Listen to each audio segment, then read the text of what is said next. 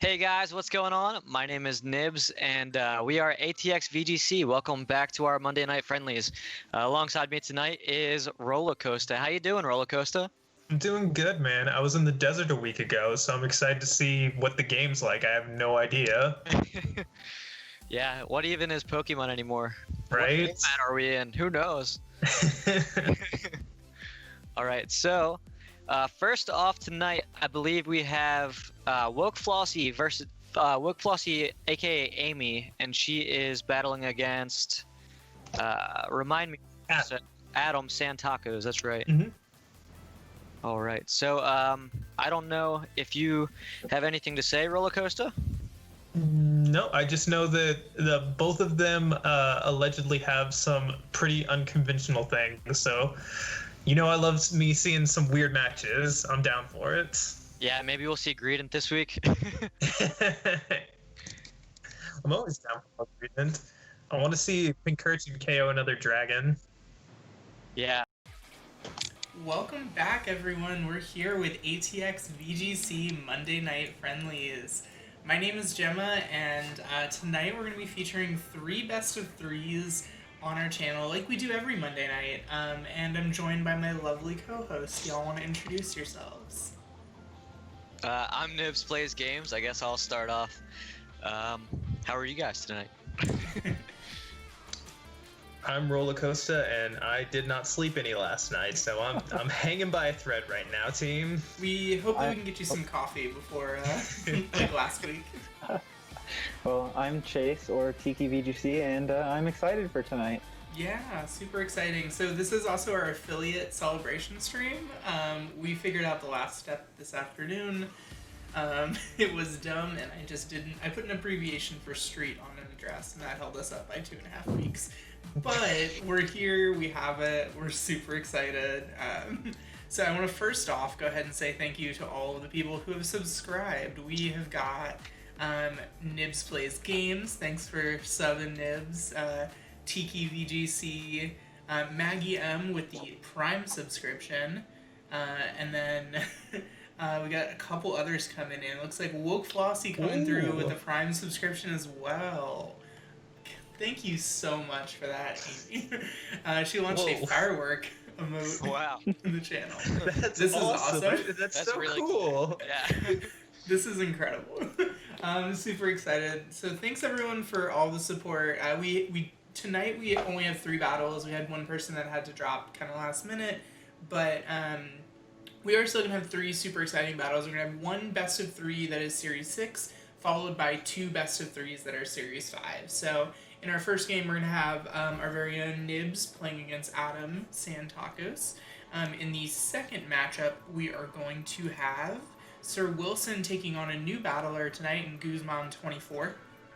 And then in the final game of the night, we're going to have Charisma versus Tigers. I know that's a rematch, but super excited to see how that plays out again. I think last time it was Series 6, so this should be a Series 5 battle. So really excited to go ahead and get started. If y'all give us just 1 sec, we're going to switch all of our cameras around and make sure that we get everything, and we'll get rolling with the first best of 3. Alright, and we're back. I'm here with Chase. We are working on getting the game feed. There it is right there. So we've got, in this first game, we're going to have Adam versus Nibs.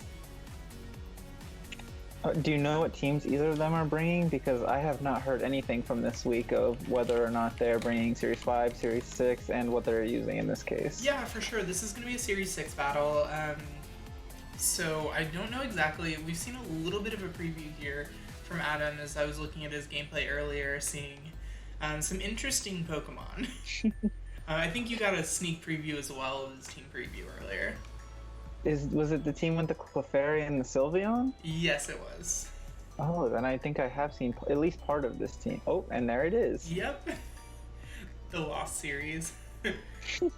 Yeah, so here we have, this is a very interesting team. Crawdaunt's not a Pokemon you really see a whole lot of in VGC.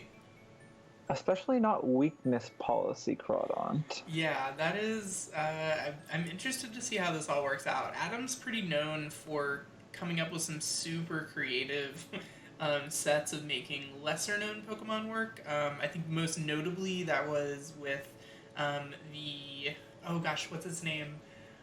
You did Crawdon't, yeah. You had the really great was it the pickpocket Crawdon't where it took Orangaru's berry as well? Yeah. And then cheek pouched up twice. Yeah, I think we're gonna see a U-turn Pelipper self U-turn into this Crawdaunt in this first game. That would be my guess, because we see the Choice Scarf Pelipper. But what do you think Nibs is going to be bringing to counter this double water type? Yeah, great question. So I forgot to call out exactly what Nibs' 6 were. It was Lapras, Arcanine, Grimmsnarl, Serena, Corviknight. I remembered the Corviknight Serena. There's one more. So we see Corviknight Grimmsnarl as the lead here from Nibs. Into that Crawdaunt Pelipper lead that we saw come out from Adam. So Pelipper can go ahead and set the rein to help out this out this Crawdaunt. And I'd be interested to see if we don't see that self-proc weakness policy come out here on turn 1. Yeah, I think the one issue you're going to see is that I would assume that this is, based on my knowledge of what Nibs likes to run, this is going to be like a fake Tears Thunderwave type of Grimmsnarl. And it won't be light screen reflect, as far as I know. So that's going to be a lot tougher for Nibs to deal with this Crawdaunt without the ability to set up screens unless the Lapras comes out. Yeah, exactly. And without the screens, that's really going to be... this Crawdaunt's going to be putting out massive amounts of damage already in the rain, going through Max Geyser. It's about to be a +2, so it's going to be pretty tough to stop. I think that the one thing that could be scary potentially for Adam is if Nibs has a trick eject button. And Nibs forgetting... Actually, it's completely immune to trick eject button because of the interaction we just saw right there from a dark type. Yeah, so based on all of these multipliers, I believe this Crab Hammer is a 600 base power move. Which is pretty insane. 600 base power, I don't think this Corviknight really stands a chance here. No, especially if it's not Dynamaxed. And even if it is, I'm not quite sure. It's Tailwind Corviknight. Yeah, so Nibs is going to have the advantage here in terms of speed with that Tailwind going up. But I don't think it really matters when you've got redirection on the field plus a 600 base attack stat. Yeah, because we can do them. Oh, actually, it's more than that because the Max Geyser is 130, I believe, because it's off of Crab Hammer. So ×2 for adaptability gets you to 260. ×2 again for the weakness policy boost gets you to 520. Times 1.5 for rain, which is calculated, I believe, last, gets you to what, 780 base power? Yeah, at that point, we might be starting to verge into that error territory, actually. Yeah. Where potentially we end up in the spillover calculation for damage. Yeah, no, adaptability is a very broken ability, I will say. We see it more often on Porygon Z's, as Rollercoaster was saying in chat, but even on Crawdaunt, a Pokemon that wouldn't be very good otherwise, is really showing to be very strong with the adaptability. Yeah, this is a super interesting tech here from Adam, being able to kind of take a Pokemon that we're all used to seeing and used to countering in Porygon Z, and flipping that into a Crawdaunt in this case. So that G-Max Resonance does about 6... I was going to say, that did a lot more than I thought. That was a lot of damage. Yeah, that critical hit, definitely putting a bigger dent into the Clefairy than you'd otherwise expect. Grimmsnarl here going for the Spirit Break, which would be super effective onto that Crawdaunt. Luckily, the crit isn't enough to take out the Clefairy from the Lapras into Spirit Break. So here we see a Max Geyser go into the Grimmsnarl, and that thing's gone. Yeah, even through your Reflect right there, it's still like a 500 base power attack. So there's nothing you can do on that one. Yeah, did I miss a Reflect go up actually? For the from the Resonance. That's right. Sorry, I was like, wait, was the Grimmsnarl screens? Did I miss it? Yeah, of course, the Resonance setting Aurora Veil, which is both Reflect and Light Screen at the same time. Yeah, and like Crawdaunt doesn't have very good special defense. I'm guessing it would be in the 40s or the 50s. I do not know exactly, but even with the help of Dynamax, it should be able to survive a Sylveon attack here. Yeah, for sure. And this Sylveon likely just going to be going for a hyper voice to bypass that follow me from the Clefairy. Yeah, we could see a Hyper Beam with the Lapras picking off the Clefairy beforehand, but I'm not entirely too sure what the speed tiers are here. Yeah, let's see. We do know that Nibs has Tailwind up, so that Sylveon would be moving first regardless, compared to the Crawdon't. So we see the second Resonance come through, and that Resonance is going to go ahead and KO the Clefairy.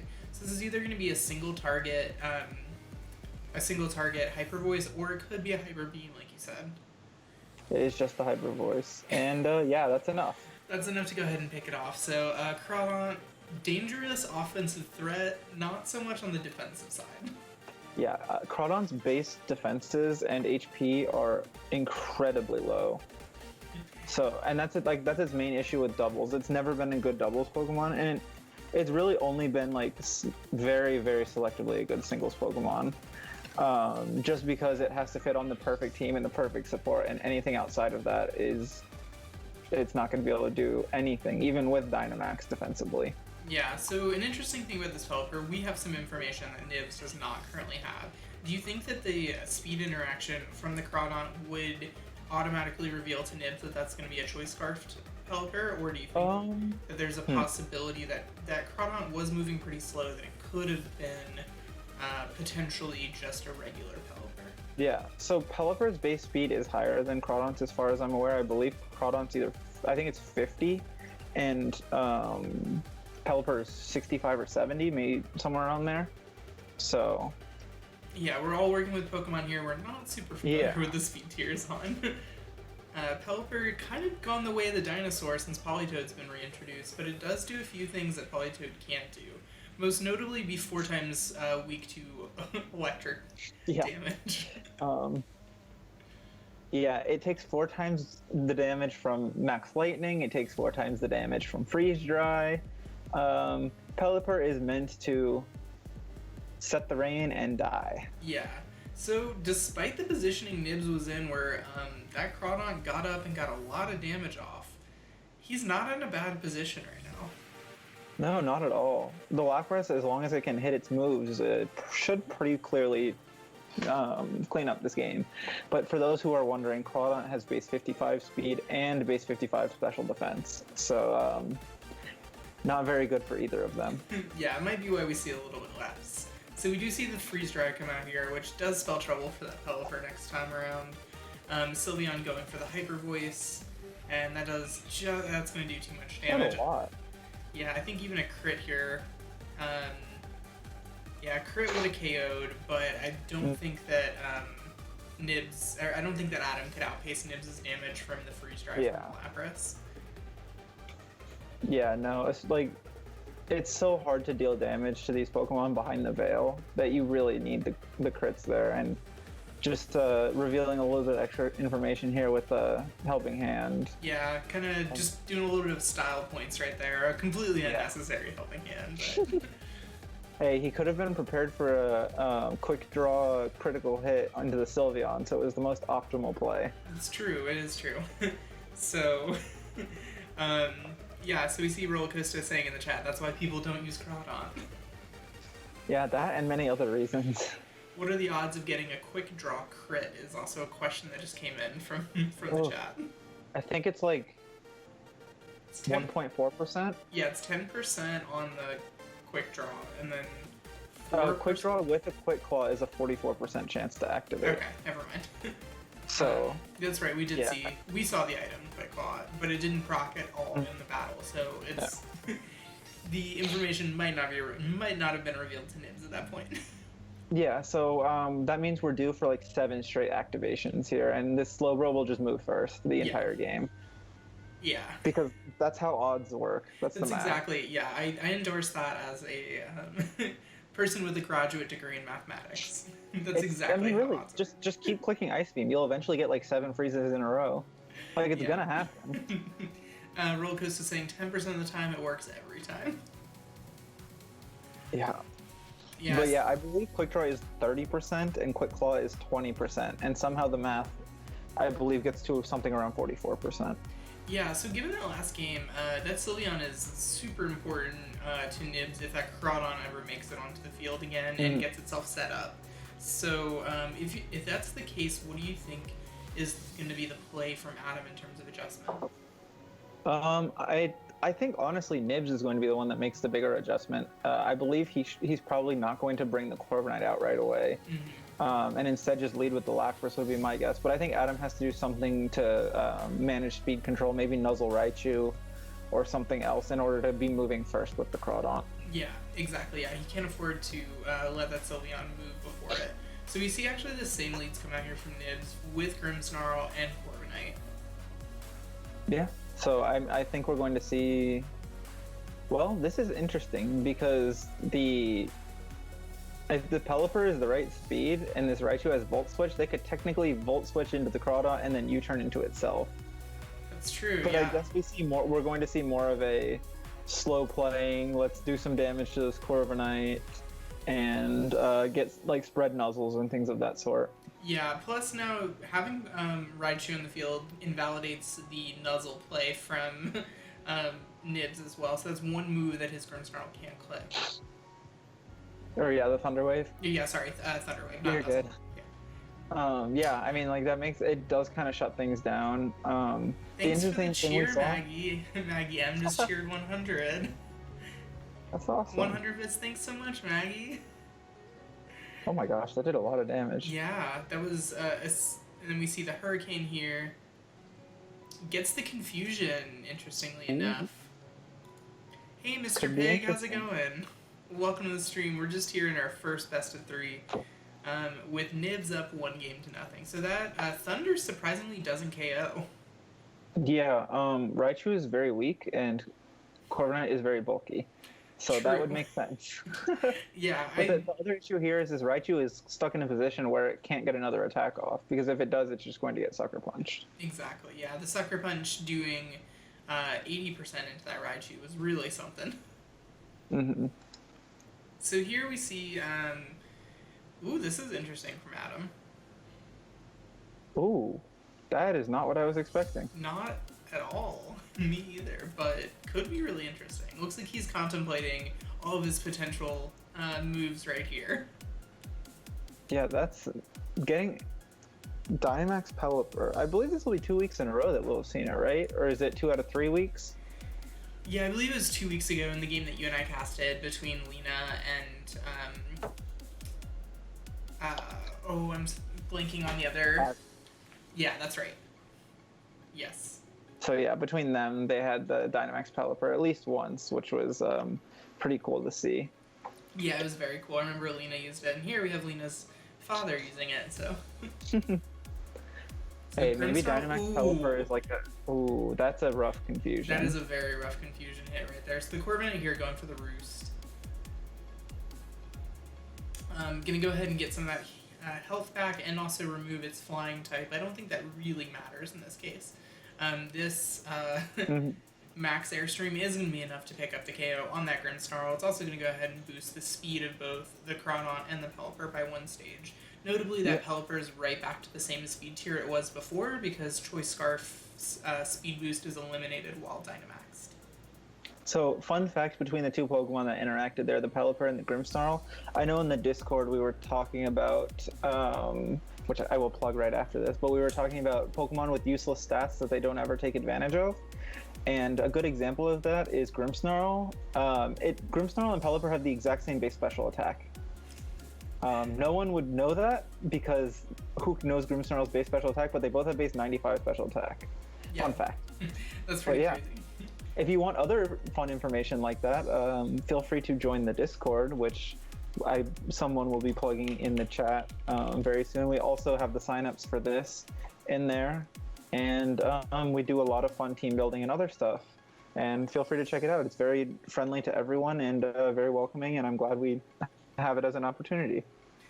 Yeah, Professor Ragnar chimed in. Didn't know that about Grimmsnarl's base special attack, which is pretty incredible. So the Hyper Voice there coming out, gonna do a good chunk into the Dynamax Pelipper, but most importantly that protecting Crawdaunt from having to take a Hyper Voice in this on this turn. So But we know that it doesn't live a max hyper voice.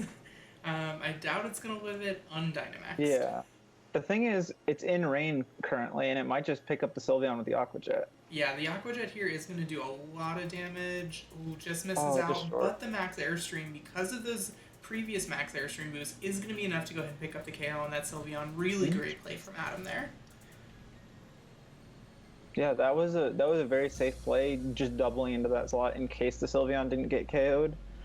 And now, I mean, the Corviknight's really just sitting here, not really doing anything at this point. Hey, Sir Wilson, thanks so much for subscribing. Welcome to the ATX VGC subscriber crew. As someone who has been battling and commentating with us, we really appreciate it. Yeah, thanks for subscribing, Will. Yeah, so now this is a very fast Pelipper. It is Yeah. +2 or +3 and Choice Scarfed. At this point, nope, it has to be locked into Hurricane because that was the move it used before. So unfortunately, he does have to sacrifice all those speed boosts if he wants to choose a different move. Yeah, I don't think Hurricane's a particularly bad move to be locked into here, but maybe wanting to switch out and to be able to Weather Ball the Lapras. But honestly, I think Crabhammer might just KO this Corviknight if that's what if Santacos wants to go for it. If not, like a knockoff into the Lapras is also very safe. Yeah, so we haven't seen a Dynamax yet come out from Nibs, right? No, we have not. So presumably that's going to be this Lapras right here. Probably going to be seeing some form of a Tailwind. And oh, Lapras actually opting for Protect. Looks like it's going to try and get the Tailwind off before that happens. So we actually just see a Brave Bird right here. That's right, there's one more turn of Tailwind, I believe. So that is going to go and KO the Raichu, which will remove the threat of Max Lightning. Nibs is free to spam that now. Yeah, based on that knockoff damage, I believe Crabhammer probably would have been a roll to KO there in the rain because it just does just over 1.5 times the amount of damage as knockoff. Hey, thanks for the follow, Lesbian Wooloo. Welcome to the ATX VGC Monday Night Friendlies. So, I also really like your username, by the way. It's very good. It's a great one. So here, Nibs still is in a position where he hasn't used his Dynamax yet. He's down to his last two Pokemon, and now this Pelipper has the opportunity to relock itself into a choice, as well as the rain has been reset, which I think that was smart from Adam, going ahead and switching out there, and resetting the rain for the remainder of the game. It does help out the Lapras, but the Lapras at this point isn't really going for water moves into two water types. Yeah, I think the thing here is Santacos is probably going to want to Hurricane the Lapras, get a confusion. Otherwise, this Lapras might be 3 KOs, 3 turns, and the game is over. Yeah, so we'll see what happens here. So we see that repeat ball coming from Nibs. That is very, very likely this Lapras here. It's pretty much the only Pokemon you want to Dynamax. So he is going to go ahead and set the late game screens for himself as opposed to the early game screens. Yeah. It's probably the safer option at this point once Adam has kind of exhausted all of his other resources. He might not even need the screens. It might just be Max Lightning, KO one thing. Maybe the screens into the Pelipper to get that KO afterwards. Oh my gosh, Crabhammer did a lot of damage for a not very effective move. Yeah, but that's just, it's not going to be enough hits into it without boosting with that weakness policy. But it looks like it's going to be a 3 to 4 hit KO in the rain here. Yeah. Which is not really what you want to see when you're Adam. Yeah, I mean, the thing is, like, I think this is probably going to come down to a quick draw activation after this Lapras is out of Dynamax, because, like, knockoff plus Shell Sidearm plus another Shell Sidearm should KO, potentially. Yeah. Could be wrong, no. Yeah, so, yeah, I definitely think that if I'm Nibs, I might be prioritizing that Crawdon't for fear of its adaptability after that first game. So we'll see what happens here. So Slowbro opts for Protect on the first turn again here. It moves first without Quick Claw. Knockoff doing so much. Does so much. It knocks the Light Clay off. Luckily, actually, before the Resonance goes up, so I don't think this will play into this game, but... I'm wondering why Nibs didn't choose to target down the Crawdon't, as it has been the thing doing a lot of damage the entire game. Yeah, for sure. I would definitely be a little bit more afraid of that. But now it comes down to quick call activations for this slow bro right here. Yeah. Even then, I don't think, like... I think Santaco should win pretty safely here, just doubling into the Lapras. And then, like, it'll take 3 attacks to get 2 KOs, and then that'll allow him to get at least 3 attacks off. Yeah, so I think that we'll probably see Max Lightning into Crawdon't this turn, right? Yeah. Yeah, so the knockoff's going to be doing considerably less damage now. It is still boosted by adaptability, but it's not going to be boosted by knocking off an item. So here we see a one-hit KO with that Max Lightning into the Crawdaunt. And this, notably, this Slowbro still has yet to get a quick call activation. Oh, it only gets the ones it needs. That's how it works. Yeah, only when you really need it. So it's between quick claw activation or if Hydro Pump kills. So I think honestly the safest play is probably protecting, because I believe there's only 1 turn left of Rain. Yeah. Here, just so you survive at least 1 Hydro Pump that's not a crit. But maybe Shell Sidearm and just going for the quick claw activation is the play. Yeah, it hasn't happened. Oh, and like we said, it only happens when you need it. Here we go, the Shell Sidearm smash. It's gonna be enough to pick up the KO. Yeah, that was... I told you, it happens when you... I don't think Slowbro gets KO'd by a Hydro Pump in the Rain, though. Yeah. I could be wrong, but I don't think it does.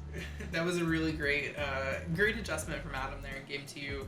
Kind of more slow playing. An interesting Dynamax from the Pelipper. Yeah, and it proved very important in this game because it allowed the Crawdaunt to get multiple attacks off before getting KO'd by the Lapras. Yeah, giving it 1 more than it normally would have. Yeah, getting the speed boost really helped. Getting access to, I believe it got 2 of the max airstreams, so it was moving a little bit quicker, as if it was under Tailwind for the entirety of the game, as opposed to its paltry base 50 speed you said earlier. You say 55? 55. 55. Now I don't want to cheat it on those last 5 points. Yeah, I believe it hits like 109 at max speed with an Adamant Nature or something like that. Yeah, that's such a rough speed tier, because it's like, it's not slow enough to really be a Trick Room Sweeper. Yeah, because it's still outspeeding your like basic things like Rhyperior and all your other base 40s. It also outspeeds like Hatterene, which, another fun fact for those who don't know, Hatterene also has a very randomly high attack stat. It has the same attack stat as Mimikyu. That's wild. Fun fact. Again, it's just these things of like Pokemon needing to go ahead and like give them higher overall base stats to make it seem like they're doing something, but not actually making them mixed attackers in any regard. Oh yeah, because as we were saying, I think Bat was the one who brought it up in the Discord, but if Pokemon just min-maxed it more and just like, if it's going to be a special attacker, just take all of the physical attack out and just throw it into other stats, there would be so many broken Pokemon. Yeah, there really would be. So here we go, Game 3, Adam and Nibs. It looked like Adam locked in super quick into his moves for this set, or his 4 Pokemon for this set. What do you expect from Nibs? Do you think he continues? Nope, looks like we see an adjustment right off the bat with Grimmsnarl Lapras. Yeah, this was the adjustment I was thinking we were going to get in Game 2, because it gives you a very free like fake out Max Lightning into the Pelipper, and then they can't proc. Then Adam can't proc the weakness policy onto Crawdaunt, and then you'll have the speed advantage for the rest of the game. Yeah, I mean that would be, and we haven't seen Grimmsnarl reveal fake out at this point, have we? No, we've seen Thunderwave, Spirit Break, and that's it. But and I believe and Sucker Punch. Oh, maybe it doesn't have. Oh, yeah. Then you can Thunderwave Max Lightning the Pelipper and effectively do the exact same thing. Yeah, it would definitely. You have to be a little bit afraid of a Raichu right there, giving it 2 boosts in that case. But we don't see a Raichu switch. We just see the turn 1 Dynamax here again from the Crawdaunt, just gonna go ahead and get big and try and do its best to output a lot of damage. So we see the U-turn from the Pelipper. No Thunder Wave, no Dynamax from Nibs. Interestingly enough. This Lapras is going to get KO'd if it doesn't get the KO. Maybe he just went for like a Spirit Break and a Thunder into this. Yeah, a Thunder, maybe a Freeze Dry. Yeah, if Thunder was the play, then yeah, this turn is not going to be going very well. And we do see the Freeze Dry come out here into that Pelipper slot, so this is perhaps where the Scarf Pelipper really worked out well. Oh, that Spirit Break does so that had to much. be a crit, right? Yeah. Yeah, okay, I was gonna say, that was a lot of damage. Hey there, Yeah, King because that Cool. was decent physical. Welcome to the stream here. We are in the middle of the game 3 of our first set, and Lapras has now been wiped off the board from a not very effective Max Geyser. Yeah, I'm very confused with the decision not to max the Lapras there, because even though it was not very effective, based on the previous damage we had seen by the neutral Crab Hammer, the Max Geyser should have been a very obvious one-hit KO into a non-Dynamax Lapras and a two-hit KO into Dynamax Lapras without the Veil Up. So I think potentially setting the Veil up a little bit, like even turn 1, or maybe like predicting the Raichu not to switch in and Thunder Waving is very safe. But I mean, what do you think the Dynamax Pokemon is now? Yeah, I think he's going to be in a lot of trouble there. First off, I want to go ahead and say thanks for the follow, King Cool123. Yeah, I think that Nibs is really going to be racking his brain. Corviknight's probably the next best guess on this team, because I feel like a lot of the other Pokemon that Nibs tends to bring, like Sylveon, aren't really Dynamax-specific Pokemon. He could be Dynamaxing Grimmsnarl here and going for snooze rolls. We know that he has done that in the past. That's more than I would have thought of, but that does make a lot of sense in this scenario. And if we think about it, like without that crit on the Spirit Break, that Sandtakas would be in a much better position than he currently is, because the Crawdon't would be closer to like 60%, 50 to 60% HP. Yeah, at this point, I think perhaps a Max Steel Spiker. We do see it is a Moonball. What do you think that is? That is my Corviknight, because I bred Moonball ones. That's right. Awesome. Thanks so much for coming to hang out, King Cool. Just trying to check out some Pokemon battles. You can watch while you're playing Sword. So we host a weekly show where we do these Monday Night Friendlies. We do best of 3 series. This week we have 3, and in other weeks we have 3 to 4. So we have other people's gameplay right here. We're casting this battle between 2 of our players. So the Max Airstream is just going to be enough to pick up the KO on that Crawdon't. That is one way to get through it, is creating Spirit Break into a Max Airstream is going to be enough damage. I'm very proud of my Corviknight. Oh, Hey. wait. Rosie, thank you for the subscription. Yeah, thanks so much for the sub, Rozzy. We got a great night going so far with subs. This is our affiliate celebration stream as well. We finally reached that threshold this afternoon. So thanks so much, Rozzy. Getting that super cool founder subscriber badge. So Yeah, oh, that's really cool. I didn't even notice the little badge there. Does that stay forever? I think it does for the channel. I know you have one as well, because you were the 2nd overall subscriber. I missed it by like a minute and a half. I should have Yeah. been number 1. I was talking all that mess trying to say I was going to be number 1, and then Well, I Too have a slow. slight advantage on you in that I was the one checking the email and filling out all the tax information for it, but, you know. So here, we do see that this, it's now going to be a Corviknight with 1 speed boost and a Grimmsnarl with a speed boost against this Raichu Pelipper combo. I think even with that Choice Scarf, this Pelipper is not going to end up being faster. So, fun fact about this Corviknight speed tier, I believe it is very slow, and it is not faster than this Raichu at +1, which, well, switched out anyways, but yeah, no, the Corviknight only hits like 165 speed at +1. So we see the Hydro Pump coming out from that Pelipper here in the rain, still not quite Oh my enough God. to pick up the KO on the Grimmsnarl. That's one of the reasons I think people use Pelipper as well. I mean, use Politoed instead of Pelipper as well. Yeah.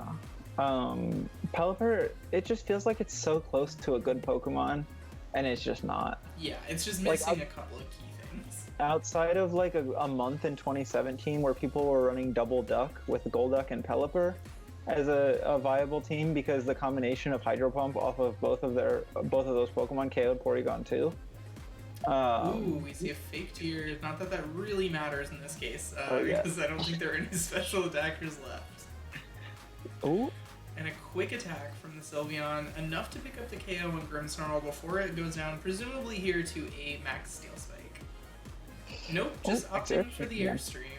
Speed I guess boost. knowing that the only Pokemon left on your opponent's side of the field are special lets you kind of make the decision not to go for any Steel Spikes.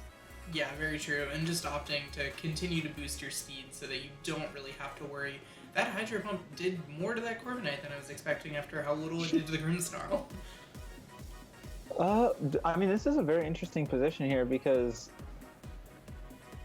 Actually, I don't know. I think you can just safely, like, Iron Head into... or Brave Bird into one of these Pokemon, and if you get faked out, then Hyper Voice might just pick up a double KO. Yeah. You do have to... That Sylveon is pretty threatening. We didn't see an item on it in the first game. We only saw a click Hyper Voice. No, we saw Helping Hand, so it's not... so it's not like it's specs or anything. It could be... probably Pixie Plate if I had to guess. We didn't see a throat I spray. believe it is Pixie Plate. Yeah. I could go like scroll through my Discord and find it, but I'm not going to reveal his sets if Nibs does not want his sets revealed. Ooh, and Adam's Hydro Pump luck goes ahead and runs out there, and that Hyper Voice is enough to pick up the double KO. Why is that so? Is Pelipper just bad? Like, I mean, like yes, but like, why did that KO? Yeah, I was not expecting that to KO.